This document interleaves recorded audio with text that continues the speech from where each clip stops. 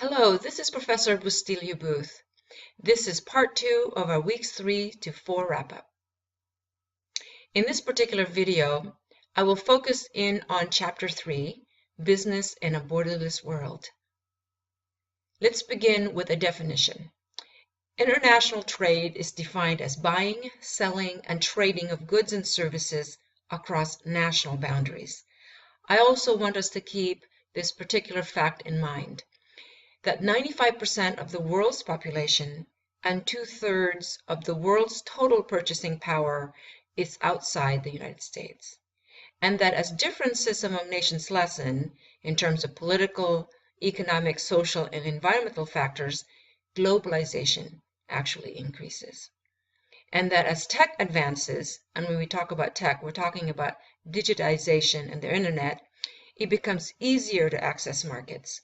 So, for example, you don't actually need to be outside of the national borders to access markets in China, Africa, South America, and or Australia or any place else when it comes to, say, for example, e-commerce. You can do that right through the internet without even opening a brick-and-mortar stores in those regions.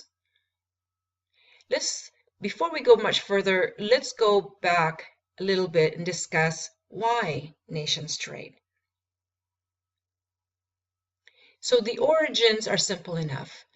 The people trade because of scarce resources, and they want to exchange goods. I have potatoes, you have tomatoes, let's exchange. And that we do this for not only economic gain, but also a quality of life. And that over time, there was a need for a durable kind of currency, and that eventually evolved to paper money. It is thought to have first started in China because merchants and wholesalers there did not want to carry very heavy copper coins.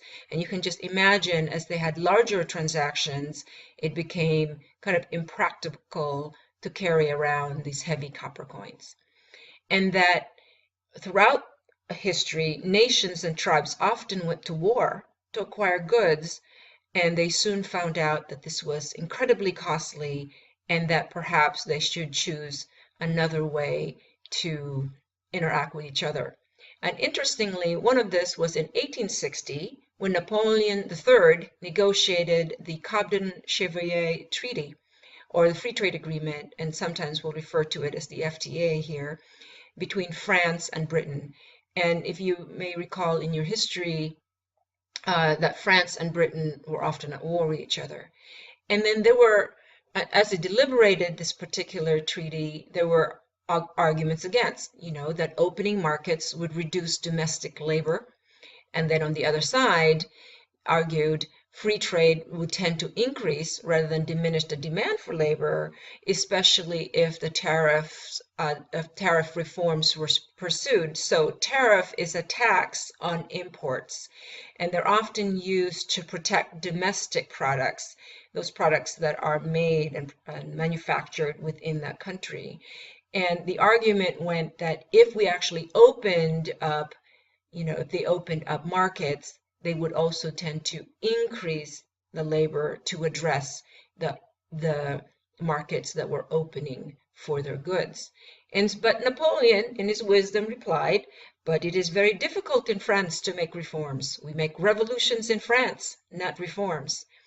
But ultimately, he did sign to make treaty an ally and avert war, because he realized that it was incredibly expensive, to choose to go to war. So the treaty was signed. And that the effect there was that the British exports to France more than doubled in the 1860s, and the French imports of French wines into Britain also doubled, and it actually did increase their markets. Okay? Now, a little bit more history of trade in the modern era. So in 1944, the Bretton Woods system was an international economic model that was adopted to stop wars and depressions. And you can see here that it came at the heels of World War II.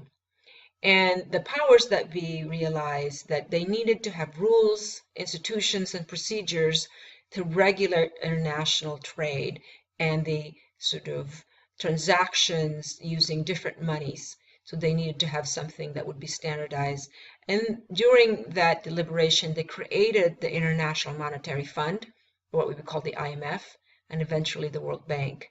And they decided that currencies had to be pegged to the price of something, and they decided that it would be gold. And so to peg monies into the price of something basically means that in order to know the value of a thing, it has to be measured against the value of another thing. And in this case, it decided it would be gold. And that there would have to be ways, and there would have to be agreement that the monies would be convertible for trade and other account transactions, so that the ruble was worth this many dollars, for example, and that in order for that to occur, countries must also adopt monetary policy. And at the time, the US dollar was set and linked to the price of gold. And interestingly, the US actually controlled 2/3 of the world gold. However, the dollar became very strong, and in 1971 decided that it would no longer be pegged to the gold system. And so that led to the collapse of the gold system in 1973. And then folks, world nations saw the dollar saw a strong dollar and started regarding it as the reserve currency. And what that means is that the countries will, buy US dollars, so they'll buy US dollars with their own currency that tended to be, unstable. Their own currencies were unstable, and they saw the dollar as stable, and it was strong. And so they would convert their unstable currency for the stable dollar and regard that as the safe haven currency. So they would reserve that so that, it was a way to protect their own ability to make transactions in the world and pay their debts. And in 1947, 23 nations agreed to implement the General Agreement on Tariffs and Trade. And this was formed after World War II ended, designed to boost the economies that were decimated by this incredibly horrific war. And it was meant to increase international trade by eliminating or reducing trade barriers like tariffs, quotas, and subsidies, while maintaining meaningful regulations. And then fast forward to 1995, the World Trade Organization came into being, and it is designed to become sort of the deliberating and enforcing body around global rules around trade between nations. So today, there are different ways and different degrees that nations and even individual companies or individuals can engage in globalization. At the simplest end of it is this idea of exporting. So one can make things in their own country and then export it to another country, up to multinational corporations that do business, importing and exporting across nations. Is incredibly complex, and anything in between, like trading companies, licensing and contract manufacturing, outsourcing, direct investments, and joint ventures. And let me just go over a couple of those, or a few of those. One is licensing, and that is a trade arrangement where the licensor allows a licensee to use company assets like the company name, the products, patents, the brands, trademarks, that sort of thing, and exchange for a fee or royalty. So, for example, Disney can, license any one of their movies in exchange for a fee or royalty. And franchising is a form of licensing where a franchisor has a tighter control over the activities of the franchisee. So the franchisee, for example, will receive a whole business model packaged with support and other operational elements. So, for example, they'll have the name, the logo, the methods of operation, advertising, products, and the like. And in exchange, the franchisor receives financial commitment. So maybe a percentage of what the franchisee makes and control over how the business is conducted. And so it remains one that can be replicated across different parts of the world. So McDonald's, for example, is a multinational franchising model. And that licensing and franchising offer lower costs for business development because it involves third parties in opening and management of new facilities. And so because they already have a model, because they already have setups, around the world, and third parties can assume some of the costs, it does lower the cost in globalization when it comes to licensing and franchising. And contract manufacturing is when uh,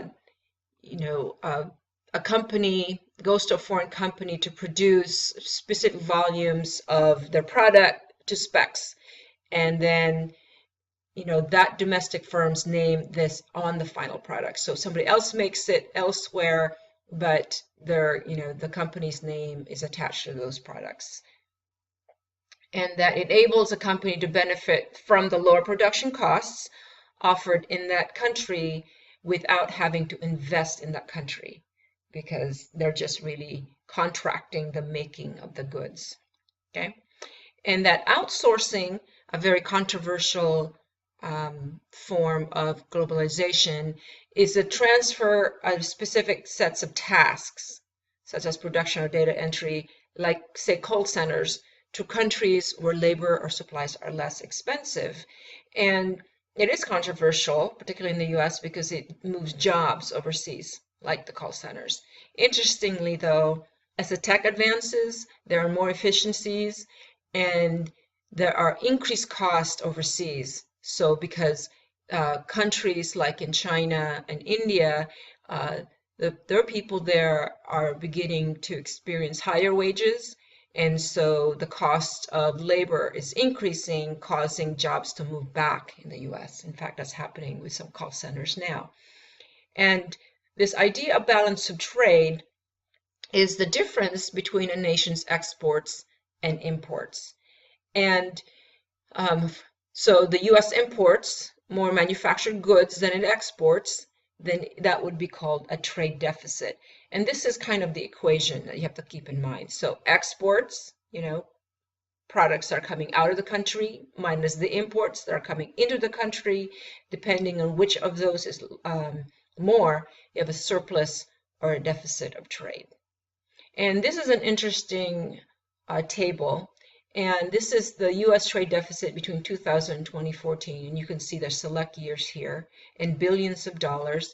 And so that, you have the first column being years, but the next one after that is exports. And you can see that it is increasing there.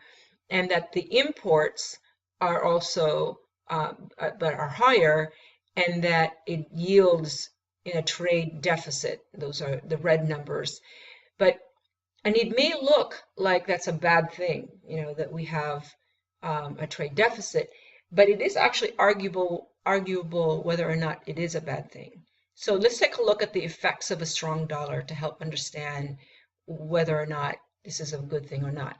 So to begin, currencies buy goods and services across borders. So that's one thing to keep in mind. And when we talk about currencies, we're talking about not only dollars, but rubles and euros and pesos and that sort of thing. So they buy goods and services across borders, and that the strength of each of this currency affect the ability of how much they can buy, right?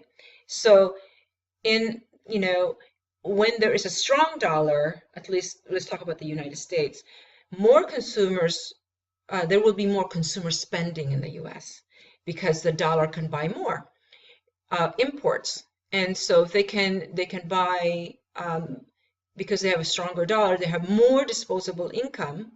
And that's good since consumer spending accounts for 70% of the economy. So the more, people in the United States spend, the stronger the economy is. And so they spend more when the dollar is strong. But it does have different effects, a strong dollar does, across industries. So it's good for hospitality industries, for example, because when the dollar is strong and we have more disposable income, we'll tend to eat out more, right? but it's not so good for tourism. So when the dollar is strong, when people come in here with their rubles and their euros, it doesn't buy as much for them. And so it's not necessarily good for tourism. And some of them may delay travel to the United States and go instead into countries where their particular currency will buy more. Okay. And so if it's a deficit or a surplus on our end, it may depend much about whether or not we have a strong dollar. So it does definitely tips the balance of trade. So U.S. exports are more expensive, you know, and so when we have a strong dollar, we have a fewer. Our exports become more expensive to buy. So we will have fewer customers abroad, right? So that's bad for the balance of trade. And basically the bottom line is that there are different effects. So one is that a strong dollar boosts economic consumer spending in the US, but a strong dollar also has negative impact on multinationals as they seek trade. So sometimes our deficit here in the United States, our balance of trade, when it is a negative, it's because our dollar is strong. And so then when our dollars are strong, what we make in the United States is more expensive outside the United States, so it's harder for us to sell them outside the United States, and then we end up, with a negative balance of trade. That's not the only reason why we would have a balanced trade, but it is certainly a factor. Let's talk about international trade barriers. There are economic factors to consider. For example, when multinationals or just companies considering globalization, they do have to consider things like undeveloped infrastructure. So when they go into another country, they have to think about the efficient and effective delivery of services, because those have costs. And if they go into countries where roads are undeveloped, when there are not much utility infrastructure, for example, it will be difficult for them not only to make the goods available in the country, but to have the products be accessible by the consumer and also to be delivered to the consumer. And so there are costs to that. And that affects their equation of profitability. And also exchange rates. That's the ratio where one nation can exchange one currency over another. And again, talking about the strong dollar, there are impacts on import and export, right? And that certain countries will also do what's called currency manipulation, and they'll, in the case of the United States, if we were to devalue our strong dollar, and we would do that through monetary policy, expressly to lower the costs of goods abroad, it would be to encourage sale of our domestic goods. So that the 95% of the world that has 2/3 of the purchasing power would be interested in our goods, right? And then to also encourage tourism into our country so that we can increase our and support our tourism industry. And there are other international trade barriers around ethical, legal, and political factors. So there are laws and regulations that are on labor, environmental, and financials. So for example, U.S. companies, regardless of where they do business, are still beholden to U.S. laws around labor, the environment, and taxes. Okay, so those are things to consider when doing international trade. And then there are tariffs and trade restrictions to control flow of goods and impact in domestic economy and as well as industries. So, for example, if our nation started to say, we're going to put a tariff on particular goods coming into our country, it is actually a signal and a motivation for those other countries to say, well, if you're going to put tariffs on on our imports, we're going to put tariffs on your imports, and then a trade war would, sort of ensue. And what's interesting about that is that, those costs, those taxes that get put on tariffs, that's what they are, they're taxes on top of, in this case, imports, they get passed on to the consumers. So in a trade war where tariffs are involved, it's the end consumer that actually loses out because that just gets passed on to the consumers. The companies don't absorb that. Don't absorb those costs. It just gets passed on. And then there are political instability issues too. So when there are economic sanctions in nations, obviously it'll be very difficult to do business with a nation that has an economic sanction against them. And we have several economic sanctions across, the different countries in the world. And those countries may be hostile or friendly to us or other nations, depending who is in charge. So that level of uncertainty is actually very much unwanted by businesses, because businesses like some level of certainty when they do business, so that they can, compute their ability to be profitable and grow. And there are also other trade barriers around social and cultural issues. So, um, religious social customs would have to be considered, because different nations have different expectations about how products will be presented and how they will be, seen in ads, that sort of thing. Or there are also linguistic matters, written, oral, and then, it's not necessarily easy, even if you have an interpreter, to interpret, clearly across different cultures, and there could be miscommunications there. And then also to consider how families and children are regarded in the different worlds. We cannot assume that how we see families and children here in the United States are going to be similarly regarded in other parts of the world.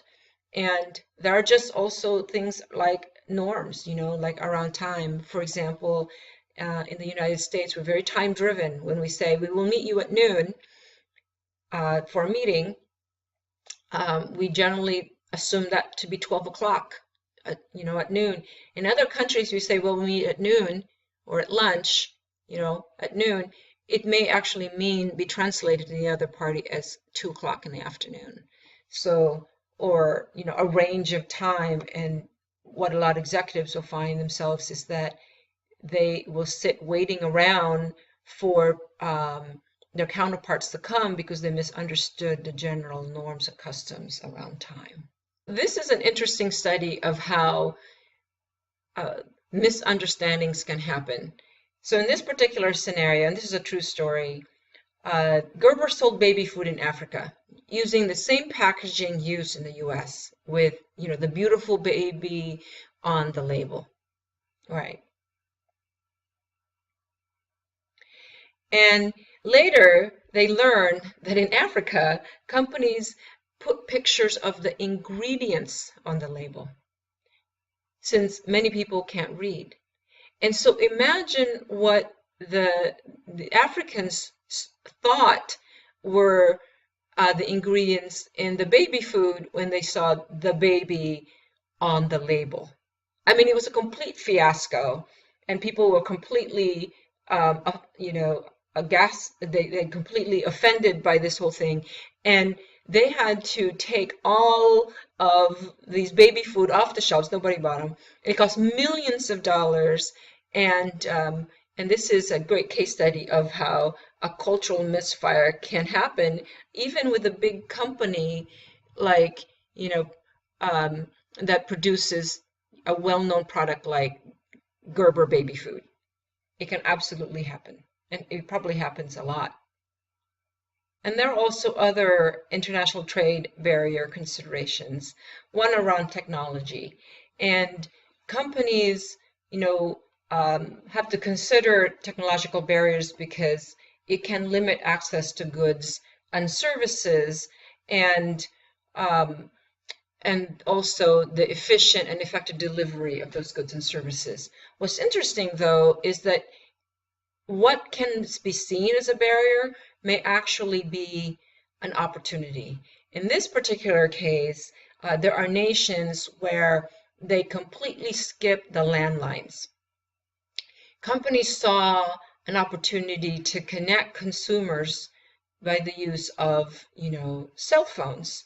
And so they went into the countries and, put up their towers and they start issuing and selling, the cell phones and completely skipped the landlines. I mean, they went from no phones to cell phones. It's pretty incredible, and then opened up markets because of that.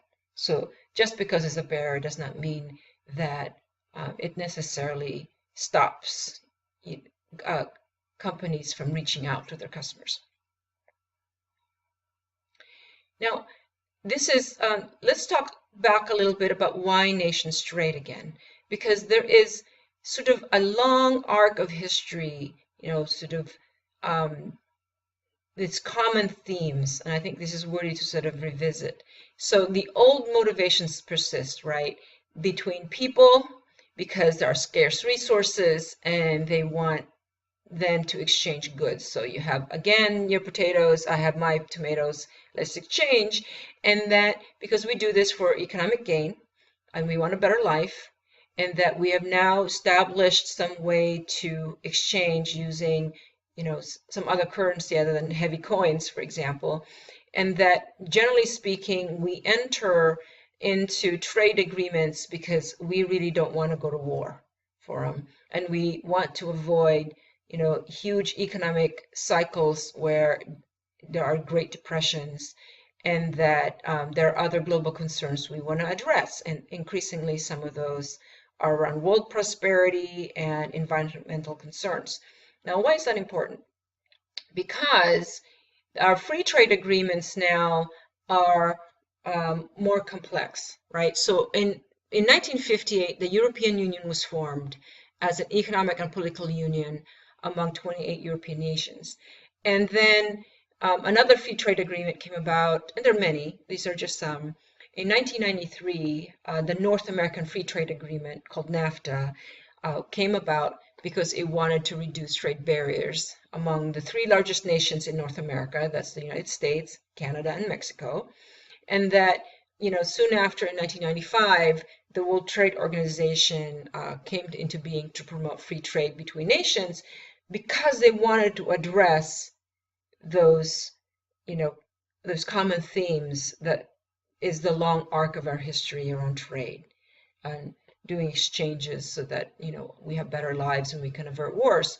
And so it's worthy to kind of take a look at some of these very quickly, so we understand why they persist. So for example, here, the European Union was formed after World War II, and to tie their fates together economically and politically, and to have the sort of single market, so they would need to, sort of cooperate together, become independent, so they don't go to war.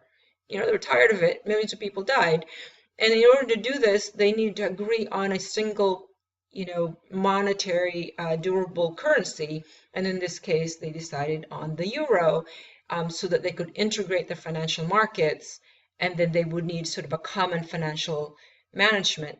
And so it has evolved not only as one that's purely economic, by quasi-political, so they would address together these ideas around and concerns around human rights, climate change, and the like. So it has evolved a little bit because now we have modern considerations. And for NAFTA, the intent there was to bring prosperity through increased trade, right, and production, so that it would bring millions of well-paying jobs in all the participating countries, which is sort of the same argument that was put forth before Napoleon III in 1860. And the means to do that was, again, to gradually eliminate tariffs, trade barriers on products and services among these three nations, and so they could have a free trade bloc. And again, this is very similar to what's happened in 1860. So the old motivations of trade are still sort of the modern, motivations of trade, and that But there were also criticism then, as there are now, that it would undermine, say, local governments' ability to issue laws and regulations to protect certain public interests, because NAFTA would sort of be this overarching law that would override local laws, and that were concerns about major degradation of the environment and health standards, because people thought that there were very different standards across these three nations, and that it would promote privatization and deregulation of key public services. So when somebody says privatization, they're basically saying that something that was in the public sector would now be something that would become in the area of private businesses. So healthcare, for example, would become privatized, and because in Canada that is not a private affair, that is a very public affair. So there were concerns about that, and that there would be a displacement of family farmers in these countries. And but the effects were actually mixed. So in Mexico, for example, there was a dramatic increase in exports. So they were able to export a lot of their goods, from 60 billion to about 400 billion dollars. And that in this surge of exports, there was also a surge of imports, right? And from the United States and Canada. So there was an influx of better quality, lower price goods for Mexican consumers. So there were more. We had opened the markets of American goods. The Mexican market actually opened up to American goods, and then it was mixed also in the U.S. and Canada. Now you're going to remember during this time there was a great recession happening in the United States, and so the gains that were made from NAFTA were overshadowed by the gain, by the losses of the Great Recession. But at any rate, there were immigration restrictions, so the wage gap between Mexico and U.S. and Canada did not shrink. It basically stayed about the same. And that this is, many studies have concluded that there were actually few changes in the job markets in all three countries. There were actually few. And then you'll hear a lot of debate on whether, how many jobs were actually lost. But there were jobs gained as well. So while there were manufacturing jobs that were lost, there were service jobs that were gained. And then the net effect of that was that the net effect of the jobs were few. And there are, of course, variations in how much each of those sectors made, but the economic studies have shown that the net effect was actually pretty modest. But it understandably, for somebody who lost their job through NAFTA, that feels like a lot, right, at the personal level. So at the macro level, it is a different story. And because of the lack of the Mexican infrastructure, very few U.S. companies decided to invest in Mexico. Remember when we talked earlier about the infrastructure concerns? So if there are not enough roads and utilities and ways to actually get the product to the consumer to the product, that can become very inefficient and ineffective, and therefore very costly. So few companies decided to go that route. And that, again, there was no significant losses in the U.S. and Canada. And that, interestingly, there were no environmental disasters caused by the industrialization in Mexico. So those fears did not bear out. So that's led to arguments for international trade.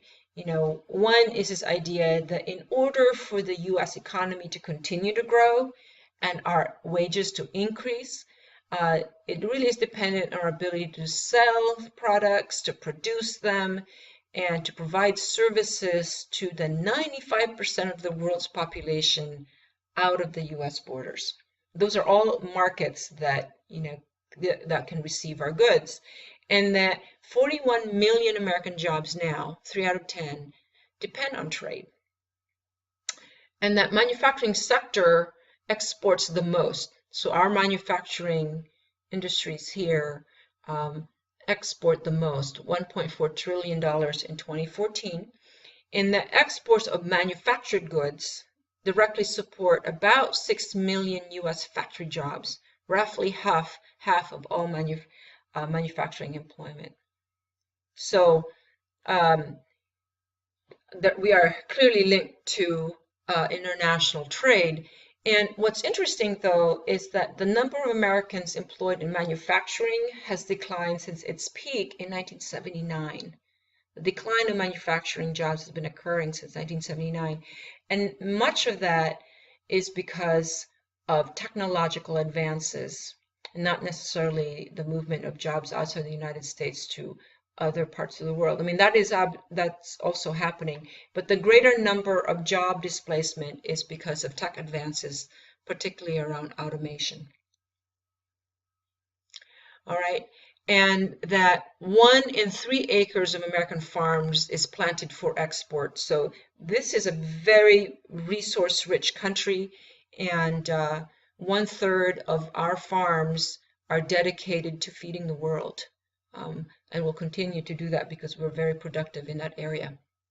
And that 98% of the 300,000 U.S. exporting companies are made out of the small and medium-sized businesses and make up for about 1/3 of our U.S. merchandise exports. So we're very much in bed now with international trade. It's very difficult to sort of extract ourselves from that and be okay. And interestingly, and this is not talked about a lot in the news, but the US is the world's largest exporter of services. And when we talk about services, we mean like things like audiovisual, banking, energy services, express delivery, information tech, insurance, telecommunications, and like. We're the largest exporter of services. I mean, when we talk about export, we often think about manufactured goods. But remember that the US economy is largely made out of services now. Services. And we are the larger exporter of that. And that, in fact, we have a trade surplus of exported services. All right, and I just quickly go into the benefits of world imports. Much of it we already know.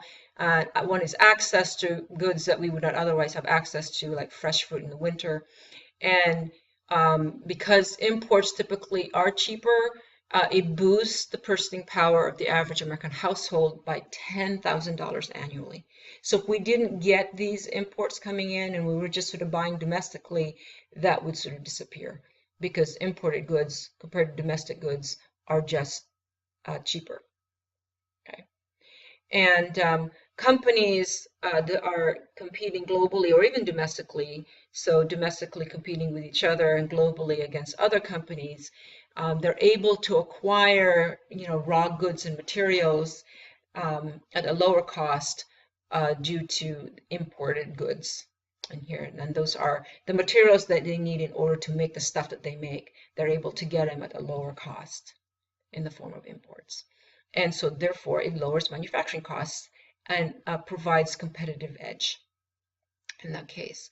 And so this is interesting, and I want you to keep in mind and sort of what the net effect of this is, and that is FTAs or free trade agreements with respect to the US. We have FTAs with approximately 20 countries, representing 6% of the world's population outside of US. Only 6%. And that trade partners, so those are the ones we actually have FTAs with, purchase nearly half of all US exports. And you have to ask yourself, who's the other half? In a moment here. And that small economies, say, for example, Vietnam, Thailand, countries in South America, those are relatively small economies relative to ours, provide big markets for the US. So we get big bangs for our buck. And why is that?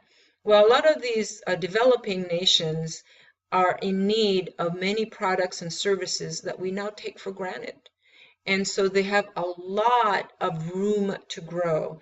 And so, for example, There are nations that are just installing their, their toilets in their homes, and there's a heck of a lot of toilet needs or toilet paper.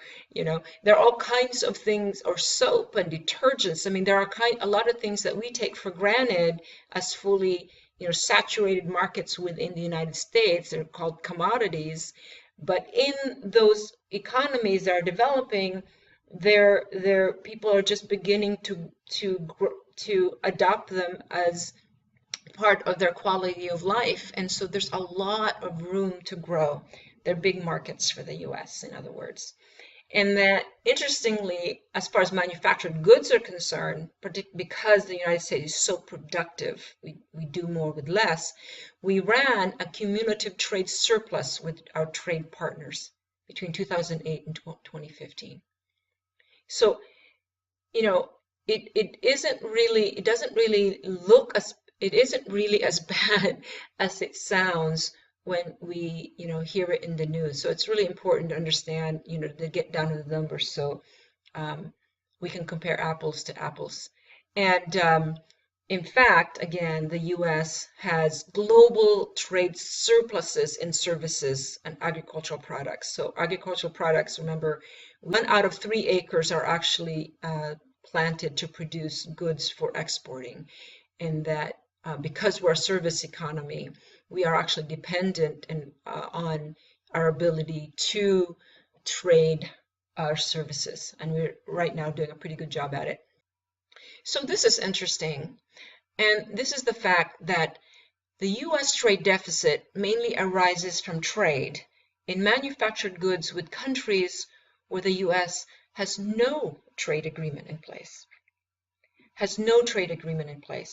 So the way to think about this is that our companies, for example, are subject to certain labor standards and environmental protection laws, right? And then when we have trade agreements in place with nations, we ask those nations to if they want to do business with us, to abide by certain standards. And that we now compete, with other nations and other multinationals who do not have trade agreements with us, who are not subject to, similar labor standards and environmental concerns. And so they do not incur the costs that come with those standards. And so our companies are actually at a disadvantage. And so the argument goes is that if we actually pursue more free trade agreements, we can then shake hands on sort of the new rules of trade that has something to do with how people are going to be treated and how we use our resources in a sustainable manner. And then therefore the competitive field, as seen in that light, would become more fair for our companies that are now subject to those laws. So it's very interesting argument indeed. And so managing globalization, of course, is very complicated. However, political barriers are generally falling, and so there are more nations open to trade, and where we can discuss about how we're going to do business together and what mutual prosperity looks like. Right? And some of that would include, say, for example, addressing human rights. And that, we see this as sort of a long-term endeavor because different countries have different capacities in, sort of embracing certain standards. And that we would also be able to collectively address a common concern around the environment. So some of those political barriers are coming down so we can have those kinds of discussions. And that, so therefore, the opportunities, in the 95% of the world outside of the US can be one that considers, sort of global matters around labor, the environment, mutual prosperity, and the like. So there's hope there, and that there are many small markets that can offer very big returns, and that the way to do that then is to put it in the context of addressing, globalization challenges. And some of these are very complicated and has to be addressed nation to nation, but the around, say, for example, monetary policy, and then certain barriers within nations, and then sort of the greater concerns around the role of technology and the rapidity in which it is occurring, and how it can displace industries very quickly. I mean, there's always been displacement of industries as new industries emerge, but because of technological advances, they're happening a lot quicker, and so there are greater, implications and sort of a deliberate design around our education system and our training programs to help people, be ready to enter new industries, right? And so to also consider, the kinds of impacts that uh, that technology can have on our environment because it is happening so quickly, and and it is important also to remember that the old trade motivations around, exchanging goods because they're scarce and because we want economic gain and because we want better lives are today's motivations. And inclusive of that is also, realizing that we don't necessarily want to go in conflict, go to war over these resources because they're very expensive, not only in terms of of money, but expensive in terms of the loss of life and the disruption to to um, our quality of life. And so there are new trade challenges that need to be considered, and this is one of the reasons why the World Trade Organization came into being in 1995 to try to address, what those global rules ought to be and who's going to deliberate them. I mean, there are many imperfections with the WTO. I suspect this will be continued to be deliberated, but it is a way for the nations to, address some of those challenges, to have a common forum where people can start to talk about what are the ground rules for a new trading, context. And I suspect that discussion will go on for decades to come. So this ends part 2 of our weeks 2 and 3 wrap up. I thank you very much for listening. I hope you learned a few things, and I invite you to look for part 3.